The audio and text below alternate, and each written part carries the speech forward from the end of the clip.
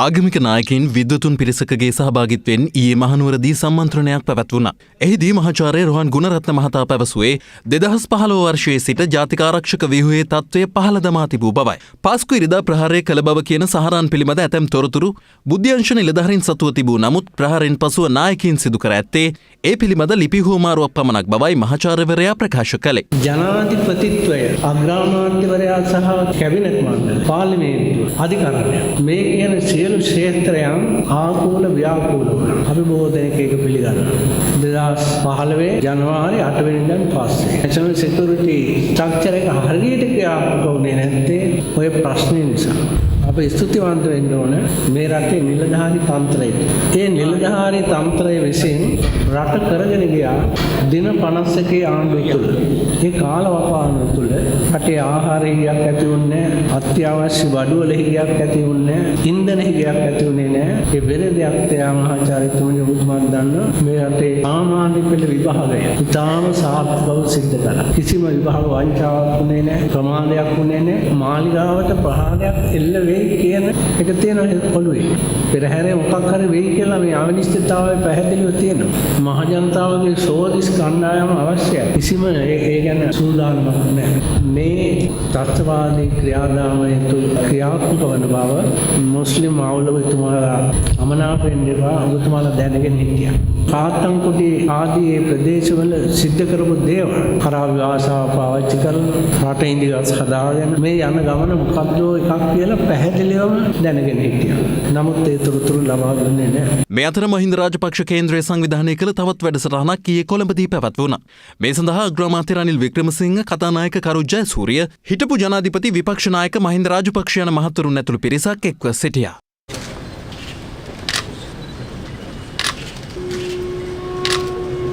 What is important for you to understand is that the group called Abu Bakr al-Baghdadi, he claimed the attack in Sri Lanka, that Jahran Qasim takes a pledge of allegiance to Abu Bakr al-Baghdadi. Anyone who takes a bay'ah or the oath of allegiance to that leader, that person wants to die. And he has an ideology where they believe in 5 things. One is they will go to heaven. They will have an audience with God. God is known in Arabic as Allah. And you will be forgiven for your sins and vices.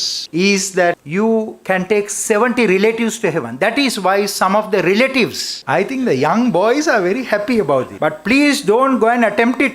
Okay. That is, you can have 72 beautiful girls. President Rajapaksa, you are smiling. Prime Minister, you are smiling as well. So this is Zahran's promise to the fighters. And young boys, you know, their hormonal levels are different too. They want to have 72 girls. Sri Lanka is a country that has fought terrorism for 27 years. Sri Lanka has some of the most capable military, law enforcement and intelligence services. But during that period, we had 2 major problems in this country. That is, the leadership was divided. There was no collective leadership. We cannot blame the Sri Lankan security and intelligence services for this attack. I want to share with you that the intelligence existed. It is very rarely that any country will receive such precise intelligence of an attack in the making. I have seen the original intelligence report. It mentions Zahran, the members of his group, and it mentions the mode of attack that was deployed, and it even says it is going to be churches. It is true that the DIG in charge of MSD informed 225 principal staff officers. They informed the diplomatic corps. They informed the judges. They informed President Mahinda Rajapaksa's PSO. They informed Chandrika Kumaratunga's PSO. They also informed Mrs. Premadasa's security. But they did not inform the churches. Not only that, the indomitable spirit of the security and intelligence services that existed in the past did not exist during that time. That spirit had been taken away. This cannot be questioned by anyone. During the pre-2015 period, those who were in office during that time, they were hunters. Their mindset is they waited for names like Zahran to come about. Go and hunt them relentlessly and bring them to justice, either catch them or kill them, incapacitated. But after 2015, the mindset had totally changed from being a hunter to a fisherman, where you will put the rod and you will wait